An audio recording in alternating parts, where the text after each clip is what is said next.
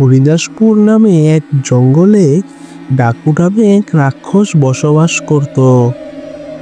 ডাকু রাক্ষসের দুটি cute cute ছিল পাতিহাঁস। ডাকু রাক্ষস তার পাতিহাঁসের জন্য জঙ্গলে ঘুরে ঘুরে খাবার খুঁজে আনতো, সেই খাবারগুলো তাদের খেতে দিত। এই দুটি হাঁস পালন করে ডাকু রাক্ষসের জীবন হাসি খুশি চলছিল। আরে আমার পাতি হাঁসগুলোর মনে হয় অনেক খিদে লেগেছে, সকাল থেকে ডেকেই চলেছে, আর খিদেই পাবে না কেন? ওরা তো এখন অনেক বড় হয়ে গেছে, ওদের তো এখন আগের থেকে আর একটু বেশি খাবারের দরকার। যাই, ওদের জন্য বেশি করে খাবার নিয়ে আসি, এদেরই জন্য বেশি বেশি খাবার আনতে হবে। যাই দেখি জঙ্গলের দিকে।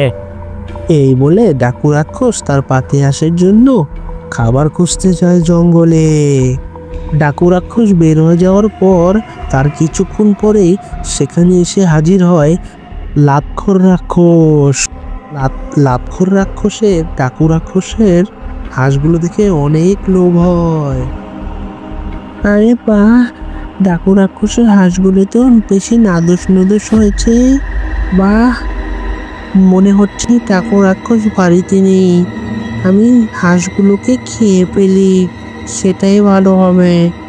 আরে এই সুযোগ হাতছাড়া করা যাবে না।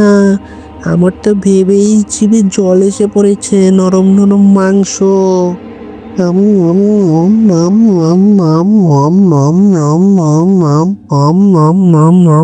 আরে বাহ, ভালোই তো, বেশ খেতে মজাই লেগেছে। যাই, চলে যাই, ডাকু রাক্ষস আসার আগেই এখান থেকে চলে যাই। এই বলে লাক্ষর রাক্ষস সেখান থেকে পালিয়ে যায়। এর কিছুক্ষণ পর ডাকু রাক্ষস যখন খাবার জোগাড় করে তার পাতিহাঁসের কাছে আসে, এরপর ডাকু রাক্ষস দেখে সেখানে তার দুটো হাঁস নেই। এতে তার মনটা ভেঙে পড়ে। তখন সে ভাবতে লাগে আমার হাঁসগুলোকে কেউ খেয়ে ফেলেছে বা চুরি করে নিয়ে গেছে।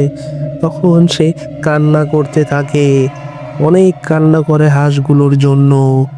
কান্না করতে করতে সে বলছে আমার হাঁসগুলো কে খেয়ে ফেললো। তখন এক পরী এসে হাজির হলো। পরী এসে জিজ্ঞাসা করলো, কি হয়েছে তোমার? তখন ডাকু রাক্ষস বলছে, আমার আজকে মেজাজ খারাপ, চলে যাও এখান থেকে, না হলে আমি তোমাকে মারবো। তখন পরী বলছে, কোনো সমস্যা নেই, বলো কি হয়েছে, আমি তোমাকে সাহায্য করব। তখনই ডাকু রাক্ষস বলে, আমার হাঁসগুলোকে চুরি করে নিয়ে গেছে, না হলে খেয়ে ফেলেছে। তখন পরী বলে, তাও এই মন খারাপ? তাহলে তোমাকে আমি তোমাকে দুটো হাঁস দিলাম। এই হাঁসগুলো পেয়ে ডাকু রাক্ষস খুশি হয়ে গেল।